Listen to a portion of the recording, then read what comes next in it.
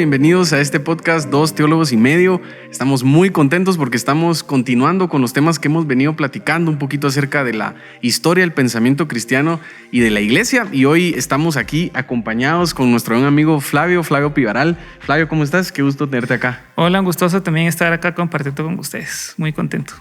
Flash, así le digo de cariño, sí. Es parte del equipo acá en Casa de Dios y no se imaginan la mente brillante que es Flash. O sea, te puedes sacar elementos de la Biblia, historia, y teníamos que tenerte acá, Flash. Vamos a tenerte por un par de episodios, sacarte el jugo, escudriñar tu cabeza y sobre todo tu corazón. Sos muy celoso, ¿verdad?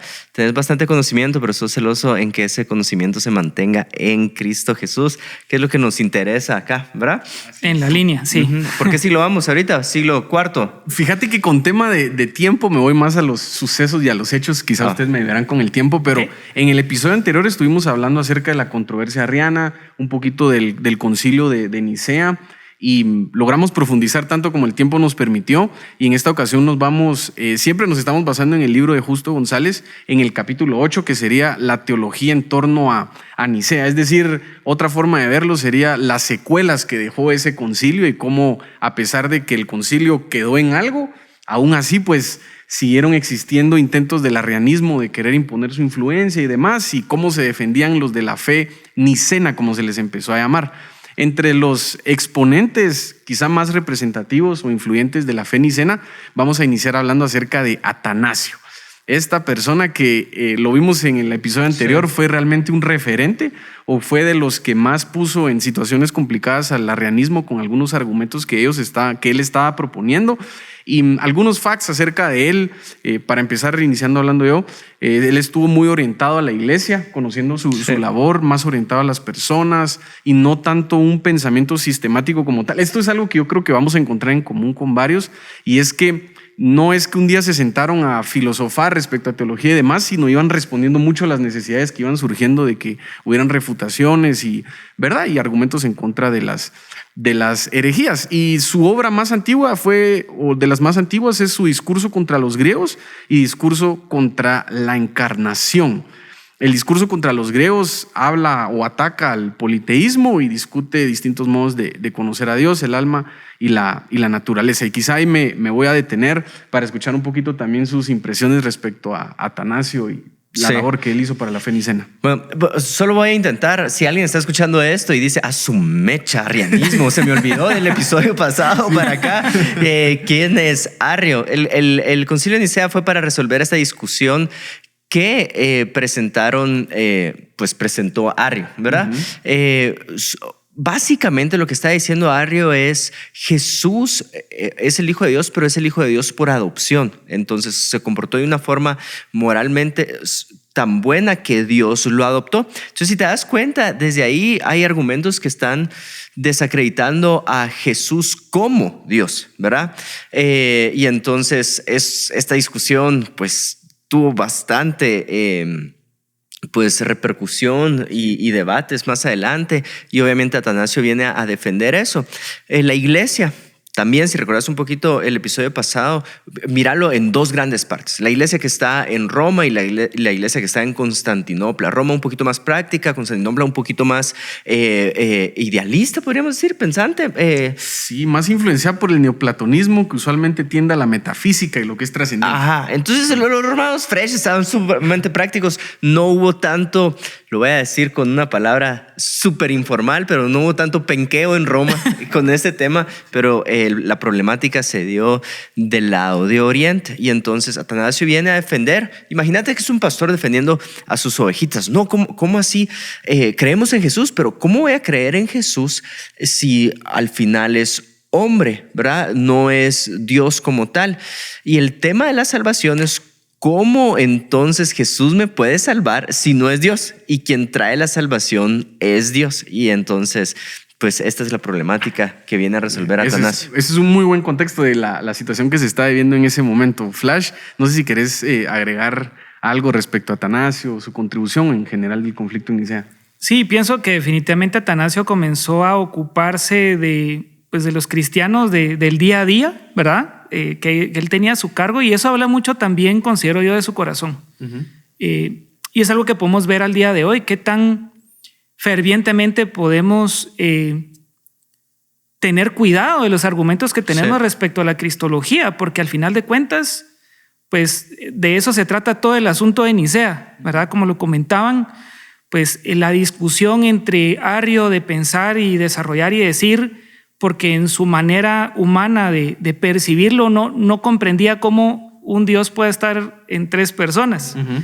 Entonces su salida helénica, ¿verdad? De poder desarrollarlo era, si no encuentro un argumento para validarlo, tengo que encontrar por medio de argumentos sólidos una nueva manera de pensar.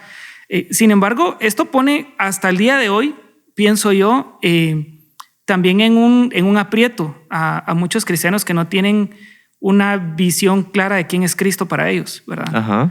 Porque si es únicamente un sanador o es el Hijo de Dios o es mi Señor, pero no es Dios, automáticamente pues toda la doctrina de la salvación se echa por tierra. Entonces, pues estamos siguiendo a otro gran hombre pensador, idealista en la historia, pero no a Dios mismo, ¿verdad? Otra cosa creo que es importante e interesante de Atanasio es que él comienza a desarrollar su liderazgo no buscando el destacar, sino defender una verdad. Y eso le llevó a encontrar muchos más espacios. Si lo pudiera comparar al día de hoy, probablemente podríamos decir que el arrianismo al día de hoy sigue vivo, ¿verdad? Hay muchas religiones, pues vamos a hablar con nombre y apellido, ¿verdad? Pero que por ejemplo, a Jesús como hombre. Los testigos de Jehová argumentan que pues, Jesús fue un hombre justo que fue entregado por redención de pecados, pero niegan la divinidad de Cristo. Entonces eso automáticamente echa por tierra de nuevo toda la doctrina de la salvación. También dentro del mormonismo hay ciertas líneas. Para los testigos de Jehová, ¿cómo es salvo uno? A través de Dios, conducta. Jehová. Y conducta hasta cierto punto, ¿verdad? Obras que hagan como vista de que realmente estamos entregando nuestra vida a Dios, pero hay una doctrina fundamental dentro del cristianismo que es la doctrina de la salvación que se va desarrollando a través del sacrificio de Cristo. Eso lo sabemos, ¿verdad? Si Cristo no es quien llega a satisfacer la ira de Dios provocada por nuestro pecado, entonces no hay quien pueda, ¿verdad?, entregar su vida en sacrificio. Y eso pues es clave y se puede incluso ir desarrollando, como les digo, dentro del mormonismo actualmente y dentro de la doctrina de los testigos de Jehová, que dicen que pues básicamente Jesús es el segundo Adán que es entregado por pecado y ya, pero no es Dios. Buenísimo. Fíjate que mientras estabas hablando se me venía a la mente una palabra que usó Howard Underholt, que estuvo algunos episodios atrás, y él utilizaba la palabra sincretismo. Y cómo el sincretismo es esta mezcla de religiones y de ¿verdad? Ideas, filosofías que uno hace y partiendo de ahí uno crea su propio concepto. Y creo que eso es lo que corremos el riesgo de pensar acerca de no solo de Jesús, sino de Dios, ¿verdad? Dios Padre, Dios Hijo y Espíritu Santo. Si no tenemos esa base escritural para partir de ahí y hacernos una idea de quién realmente es. Y eso de nuevo para mí refuerza mucho el punto de la importancia del estudio de la palabra. No solamente... No, es decir, la palabra se cree porque la palabra está viva, como hemos aprendido, pero necesitamos entender también qué es lo que dice para que partamos de una fe que esté alineada con lo que el autor quiso decir en diferentes pasajes. Regresando un poquito con Atanasio, me llama mucho la atención en el discurso contra los griegos esta idea que él tiene respecto al alma y de cómo Dios es el creador del alma. Dios es creador, es nuestro creador. Y para él defiende la doctrina de la salvación diciendo, o sea, Dios, ni modo que Dios creó a su creación, valga la redundancia, para que pare en nada. Esto no tiene sentido. Él creó o hizo la creación para que tuviera un destino. Y ese es uno de los argumentos que él utiliza para ir encarrilando y defendiendo un poquito el tema de la salvación, que en ese momento pues obviamente era una refutación a lo que se estaba diciendo. Otra cosa que me resultó bastante interesante de él es cuando defiende el monoteísmo, que existe solamente un Dios, siempre partiendo del tema de la creación y de cómo es decir, pongámonos a pensar que existen muchos dioses. Sería muy difícil que existiera unidad en la creación que hizo Dios. Entonces, ergo, ¿verdad? O por conclusión, debería existir solamente un Dios, porque si no el orden no sería posible. Y si existe un solo Dios y la creación va a parar en algo y no en nada, necesitamos automáticamente un Salvador que es el Verbo y que es Cristo, que nos da la salvación para que redima esa creación y no pare en nada que un solo Dios creó. Me resultó bastante interesante, eso lo menciona en la doctrina acerca de la encarnación. Y aquí hay un debate del lado de Arrio también, ¿verdad? Respecto a la idea que él tiene de que Cristo también es creado, ¿verdad? Sale del Padre. Oh, ya vas a entrar ahí. Dale. Pienso que de una manera práctica lingüística, pues si es el Padre, entonces es engendrado, ¿verdad? Es creado de o nace de, pero esa no es la realidad dentro de la doctrina de la Trinidad, ¿verdad? Si nos vamos al principio de los principios de la Escritura, los calificativos que se utilizan y el lenguaje que se desarrolla es en plural, ¿verdad? Pero es un plural único porque es Dios en comunidad diciendo hagamos, ¿verdad? Y vio Dios y pareciera que es una contradicción en la traducción del texto original, pero el sentido lingüístico de esas palabras es como una comunidad, ¿verdad? Sí. Creando e interactuando en el momento de la creación. Eso quiere decir pues que obviamente Cristo existe desde siempre porque es eterno y porque es Dios. Ajá. O sea, solo recordarme. Entonces, Arrio decía que Cristo no existía antes, que existió hasta que fue engendrado. Hasta que fue creado. Hasta que fue creado. Sí. O sea, él fue creado por el Padre. O quizá otra forma de verlo es que él y muchos otros creían que el Padre tenía mayor trascendencia. Entonces sí reconocían a Jesús como una divinidad, pero una divinidad subordinada al Padre, porque el Padre es más trascendente. Sí. Y ahí entraste a hablar, como la defensa que presentan los tres grandes capadocios, que es Basilio, Gregorio de Nacianzo y Gregorio de Niza. Y justamente ahí me encantó algo, fue un conflicto que tuvo Gregorio de Niza con Ablivio. Entonces Ablivio decía lo siguiente, él decía, si estamos hablando de... Ablivio de la corriente Arrio. Ajá, él era como... Arriano. Ajá, Arriano. Entonces él decía, si Juan, Nando y Flavio son tres hombres distintos, ¿por qué no es correcto expresarse de ellos tres como un solo hombre? ¿Por qué hacen eso con Dios? Porque si Dios, dicen ustedes que son tres personas diferentes, que es Padre, Hijo y Espíritu Santo, ¿por qué hay que expresarse de ellos como un solo Dios? Mientras que cuando se expresan así de los hombres no es de la misma manera. Si los tres tenemos la esencia de hombre y ellos tienen la esencia de divinidad, ¿por qué habría de ser diferente? Y ahí Gregorio de Niza prepara una defensa que me pareció a mí extraordinaria, y es que lo primero es que le dice, número uno, tenés razón. Si nos expresamos mal, nuestro lenguaje está limitado, que era, creo yo, por donde ibas, está limitado a decir cómo tres hombres con la misma esencia nos tenemos que expresar como hombres distintos. Pero la siguiente es la que me pareció a mí más, que creo yo que fue el ataque que paró defendiendo por total eso, y es cuando habla acerca de las acciones y de cómo Dios, a pesar de que, o sea, nosotros tres somos tres hombres que tenemos la misma esencia, ¿sí? Pero nuestras acciones son múltiples e individuales. Sí. Mientras que en Dios no vas a encontrar acciones múltiples ni individuales porque actúan como uno solo. Eso es increíble. Sí, y eso se le llama la economía de la Trinidad, ¿verdad? Esto quiere decir que tanto el Padre, el Hijo y el Espíritu Santo son de una misma esencia, pero en operación. Que decía substancia, de una misma substancia. Desde Atanasio, creo yo que viene aquí está la expresión. Te interrumpí, perdón, sí. No. Fue variando a través del tiempo con la idea de esencia y sustancia, porque pues de alguna manera ellos consideraban que eso podía dar cabida a otras malinterpretaciones. Entonces en el concilio llegan a un solo criterio. Pero el tema de la doctrina de la economía de la Trinidad quiere decir Dios en esencia es uno, en tres personas. Esa es la gran conclusión de Nicea, ¿verdad? Sin embargo, en el plan de salvación ellos tienen cierta operación, ¿sí? El Padre, que es el creador, y ve el desarrollo del plan de salvación a través de su Hijo y su sacrificio por medio del poder del Espíritu Santo. O sea, ellos, si lo vemos así, a pesar de ser personas individuales, son uno, incluso complementando su operación en el plan de salvación. Lo que pasa es que a veces vemos a Dios como de maneras aisladas o separadas, cuando siempre han trabajado en comunidad. ¿verdad? Va, pero ahí se corría el riesgo del sabelianismo, ¿verdad? Que es un mismo Dios con 3 máscaras. Entonces no te podías ir ni a un extremo ni al otro. Porque entonces porque pareciera que es la misma persona dependiendo del rol, poniéndose de bombero, poniéndose de... Y entonces, si no estoy mal, es Gregorio de Nacianzo, uno de los 3 capadocios, que sí quiere hacer énfasis en que no es el mismo, no es un solo Dios con máscaras en su origen. Entonces dice, el Padre no es engendrado, el Hijo es engendrado y la procesión del Espíritu Santo, que después San Agustín va a terminar de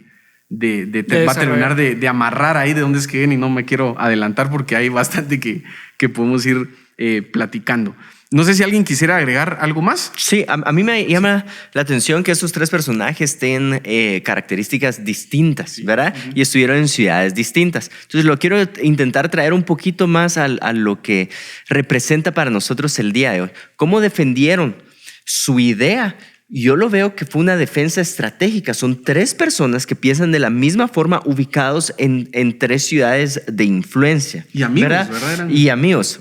2 hermanos y uno súper amigo. Entonces, interesante cómo hay veces que nosotros queremos defender desde solo un punto, ¿verdad? Desde solo una ciudad, desde solo un círculo de influencia, nuestras ideas. Y cuando nosotros podemos ver nuestra sociedad y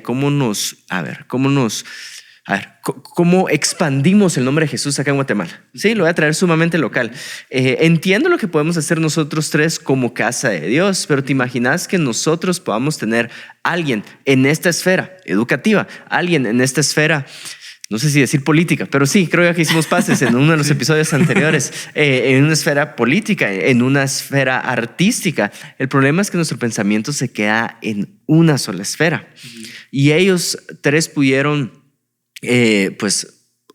creo que ahorita ya voy a redundar, pero pudieron poner sus ideas en diferentes esferas. Y eso a mí, cuando estoy leyendo la historia, me reta, ¿verdad? Me reta porque tenemos que llegar a más lugares, tenemos que contar con más personas y entender, obviamente, cómo las habilidades y personalidad de cada uno de los que tenemos como equipo aportan. Por ejemplo, la verdad es que me pierdo en los nombres de los 3, pero sé que uno era muy sistemático, ¿verdad? Organizador. Ajá. Basilio.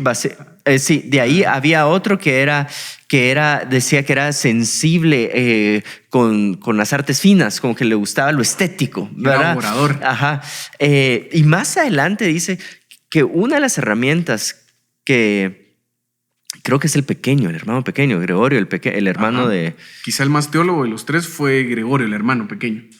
Ya. Va.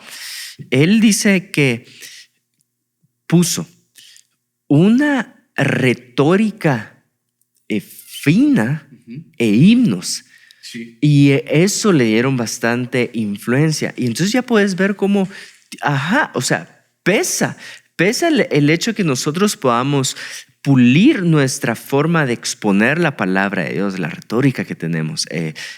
Y Abba compartió sus ideas a través de himnos, escritura de música. Y entonces eso fue una gran ayuda para la defensa. ¿Y que a quienes han defendido en ese momento? A Jesús como Dios, ¿verdad? A Jesús como hijo de Dios. Entonces quería resaltar eso. Y si tú llegaste hasta este minuto y nos has tenido paciencia hasta este minuto del podcast, sí quiero exhortarte, sí quiero animarte a, si querés predicar, anunciar las buenas nuevas, gritar el nombre de Jesús a la esfera que Dios te ha dado a ti, sé celoso en la forma que lo haces. Pulí tu oratoria, pulí tus habilidades artísticas, ¿verdad? Porque ganamos.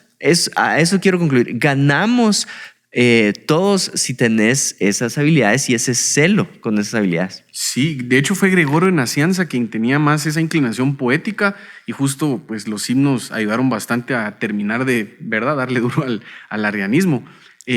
También menciona que Atanasio tenía las ideas, pero le hacía falta la lingüística correcta, ¿verdad? La forma de llevarlas a ponerle palabras a cada una de las cosas. Entonces me parece fascinante porque muchas veces tenemos este celo y esa idea, pero no sabemos cómo ponerlo de una forma sencilla, Exacto. Un lenguaje sencillo. Eso fue lo que les ayudó. Un lenguaje sencillo. Al día de hoy vemos predicadores que dicen, y hay gente que lo tacha por superficial, pero te dicen, deberías de poder resumir toda tu predicación en una frase tuiteable. O sea, alguien dice así, no, hombre, este cuate solo quiere retweets en su plataforma o solo quiere que lo taguen y quiere... Pero lo que está diciendo es más fácil comprender una verdad con un lenguaje sencillo. Totalmente. Entonces, con esos retos me voy yo. A mí a mi profesor de cálculo nos decía, miren, si un profesor no les sabe dar la clase de matemática o de cálculo sencillo, es que ni él entiende lo que está enseñando. Porque cuando entendés algo realmente, lo puedes explicar de una forma sencilla porque lo entendiste. La forma es importante. Ajá, y de hecho, el que te pongas o te exijas explicar algo te va a ayudar a ir concretando la idea. Y ibas a decir algo. Sí, que la predicación tiene dos componentes importantísimos, ¿verdad? Que es la hermenéutica, que es la correcta interpretación de las escrituras, ¿verdad? Pero también el lado homilético, que es la manera en que comunicas las ideas. Es una combinación de ambas cosas. ¿Quién te dio homilética? Homilética, doctor Edgar Menéndez. Sí, el que no investigación social. Sí, bueno. Y entonces a lo que voy es cuando vos mencionas las tres, lo mencionaste tú, cuando mencionas la forma en que estos tres personajes pudieron hacer esta diferencia entre Dios, Jesús y Espíritu Santo, dijeron, es de origen, ¿verdad? Uno no fue concebido, el otro fue concebido y el otro fue enviado. Así de sencillo. Entonces ya le das un lenguaje a tu congregación que ellos pueden defender. Exacto. Muchas veces no podemos defender nuestra fe porque no tenemos el lenguaje con que hacerlo. Un lenguaje sencillo, repetible. No, y la labor que hicieron ellos es extraordinaria porque pónganse a pensar, por un lado, podía ser que la gente pensara que el cristianismo defendía el politeísmo porque eran tres dioses distintos. Sí. Pero si no era por ese lado, entonces era un mismo Dios con tres distintas máscaras y ni una ni la otra representa realmente lo que la Escritura dice. Y por eso la labor que hicieron ellos de sentarse y usar, ¿verdad?, el razonamiento y, ¿verdad?, la fe en las Escrituras, pues los ayudó a ir terminando de aclarar esto. Yo me quiero meter un poquito a hablar acerca de Gregorio de Nisa, el hermano más pequeño. Basilio era el organizado, el que era muy bueno para dirigir y demás. Gregorio Nacianza era el amigo, él era el poeta, el mejor orador de todos por la sensibilidad que tenía hacia las palabras y su forma de expresarse. Y Gregorio de Nisa era el más teólogo. Ahora, él era un fan, sí, por así decirlo, o alguien bastante influenciado por Orígenes. Sí. Eso quiere decir que adoptaba muchísimas herramientas filosóficas para el estudio de las Escrituras. Y lo que a mí me llamó la atención es que casi que algunos dicen que él solo replicaba lo que Orígenes ya decía. Pero hay una idea que me parece interesante y solo la quiero comentar, y es que Orígenes creía que las almas estaban desde el inicio. Es decir, que sí eran creaciones, eran preexistentes, las almas preexistentes. Y eso es pues una idea que pone en conflicto todo el tema versus la Escritura, porque nosotros sabemos que somos creación de Dios. Eso quiere decir que un inicio. Antes de nosotros era Dios, si no nosotros somos contemporáneos de Dios y eso es imposible. Y Gregorio lo defiende de la siguiente manera, él dice, sí están las almas preexistentes, pero en la mente de Dios, no en la realidad. Y entonces ahí vamos encontrando algunas diferencias que tuvo con él. Era alguien que se caracterizaba mucho por su interpretación alegórica de la Biblia. Eso ya lo habíamos visto en otro episodio anterior donde mencionábamos qué tanto la discusión. La interpretación alegórica, qué tanto sí o qué tanto no. No sé, te quería preguntar tu opinión respecto a la interpretación alegórica antes de ir con la doctrina trinitaria en el occidente. Sí, pienso que de alguna manera los abusos de la interpretación alegórica sí nos pueden llevar a desarrollar nuestras ideas metidas en el texto. Sí, total. Lo importante es poder estudiar el texto desde el por qué fue escrito, para quién fue escrito y por qué fue escrito. Y en función de eso podemos sacar principios que nos puedan ayudar a la vida cristiana práctica. Yo siempre he tenido o siempre tuve de alguna manera ese conflicto en decir, bueno, pero si la palabra de Dios o las Escrituras son vivas, entonces me va a hablar constantemente de maneras diferentes. Sí. Y está bien, porque es el Espíritu Santo el que te habla a través de las Escrituras. Pero hay una regla hermenéutica que dice que el texto dice lo mismo una sola vez, ¿verdad? Sí. Cuando Jesús dijo... pues Jesús dijo. O sea, no hay otra manera de darle vuelta al texto como tal. Lo dijo con un propósito, lo dijo con un sentido y en medio de un contexto cultural para un tiempo. Lo que es importante es poder comprender desde esa perspectiva qué dice para quién en ese tiempo, y a partir de ahí es que el Espíritu Santo nos guía para poder comprender las verdades que son para todo tiempo, ¿verdad? Y esto lo compartía también Howard, ¿verdad? Como una herramienta de interpretación que nos lleva de una manera más sólida al entender por qué se escribió lo que se escribió. Te pongo un ejemplo. Las mujeres tienen que taparse la cabeza y estar en silencio en la congregación. Se puede interpretar de 1000 maneras diferentes, ¿verdad? Pero cuando te vas al contexto histórico y crítico de por qué se escribió en el momento que se escribió, te das cuenta que dentro de esa comunidad habían otros criterios culturales, como que, por ejemplo, las pitonisas, ¿verdad? De los cultos paganos se rapaban la cabeza y eran las que levantaban la voz para hablar cosas de parte de los dioses. Entonces... interrumpir, exacto. Ajá. Entonces, ¿qué pasa? Estos nuevos cristianos que traían todo ese bagaje cultural pagano llevaban sus prácticas a la iglesia. Entonces Pablo les dice, no es bueno, tiene que ser en orden. Deben de taparse la cabeza porque las cabezas rapadas las identificaban con mujeres paganas y no cristianas, ¿verdad? Entonces uno cuando ya ve todo ese contexto dice, tiene sentido. Es una instrucción pastoral para lo que está viviendo la congregación por la cultura. Ahora, eso no quiere decir que todas las mujeres al día de hoy dentro de las iglesias se tengan que tapar la cabeza, por ejemplo. Pero a veces caemos en desarrollar doctrinas por lo que interpretamos, la manera alegórica de hacerlo. Entonces es un balance que yo considero el Espíritu Santo es el que te lleva a través de la luz de las Escrituras a poder extraer. Por ejemplo, ¿crees que una interpretación alegórica ayudaría a que uno interprete eso de forma literal o al contrario? Es que hay una multiplicidad de verdades alrededor y ese es el mayor riesgo que corremos el día de hoy con el posmodernismo. Yo puedo interpretar que Jesús dijo esto y los tres que estamos acá pueden tener una interpretación completamente diferente de lo que significa ese texto y es muy peligroso. Porque ¿quién tiene la verdad? O sea, tu base es volver a lo que el texto dice y por qué lo dice, ¿verdad? Esa es como es el ancla que nos puede mantener no teniendo una interpretación alegórica de absolutamente todo, porque también recordemos que hay géneros literarios, ¿verdad? Hay un desarrollo histórico que es narrativa, pero hay otro que es poético y otro que es escatológico y hay símbolos de lenguaje. Entonces no es que literalmente una bestia vaya a salir del mar, no sé si me explico, o sea, todo en su contexto tenía una razón de ser. Excelente, sí, buenísimo. Está muy bueno. Está muy bueno. Hay que cortarlo y subirlo solo así. Solo para el pedazo de Flavio. No, quizás es importante que antes de finalizar, ir con opiniones finales, podamos hablar un poquito acerca de San Agustín, más que todo enfocado hacia su aporte, hacia el tema de la Trinidad, hacia el tema de la divinidad de Jesús y la divinidad del Espíritu Santo, y no tanto a San Agustín como su completa filosofía. Eso vamos a tener que hacer un episodio solo de eso. Sí, seguro. Seguramente. Solo antes de pasar a San Agustín, sí quiero mencionar esto, y es que los hermanos, tanto Basilio como Gregorio, citan bastante a su hermana, a su hermana mayor que se llama Macrina, y la ponen, creo que le dan como la experta. La maestra. La maestra, le hablan de su hermana como la maestra. Obviamente culturalmente no está este desarrollo o esta plataforma o esta oportunidad para que la mujer tuviera una expresión abierta.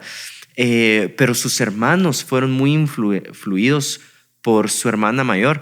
Entonces, te lo digo porque tal vez, a ver, quiero motivarte a que si estudias la palabra, que puedas impartir en tu casa, ¿verdad? Que sea tu primer círculo de influencia ahí en tu casa. Y me gusta que los hermanos la honraron, y es como un detalle de cómo las mujeres han construido en la iglesia que tenemos hasta el día de hoy. De hecho, dicen que ella fue la que le sembró la interrogante de querer refutar todas estas cosas contra el arrianismo. Ella fue la que provocó eso en ellos.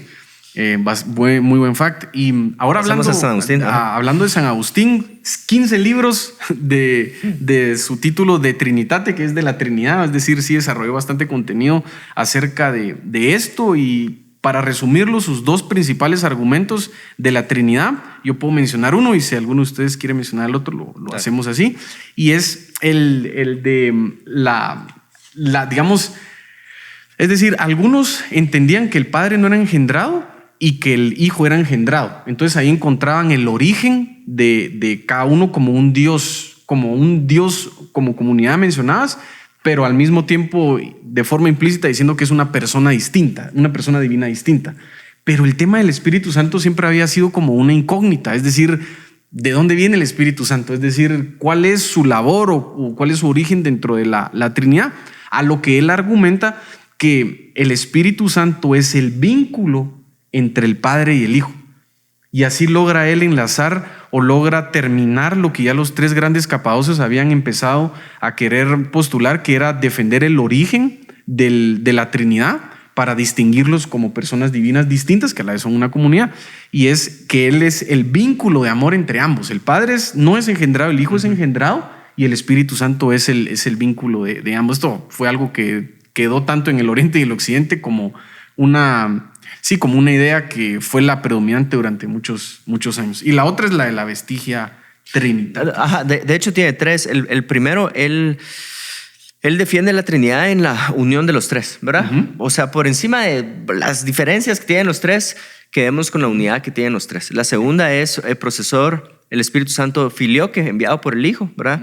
Y la tercera es esta vestigia Trinitatis, que son las huellas de la Trinidad en nosotros como creación. Así es. Pero no sé si quieres desarrollar esa, que vos estabas más picado con esa que yo. Es que a mí me encantó cuando hablábamos antes de iniciar, y es que lo que decía San Agustín es que nosotros estamos hechos a imagen y semejanza de Dios, por lo tanto deberíamos de encontrar algo de esa naturaleza trinitaria dentro de nosotros.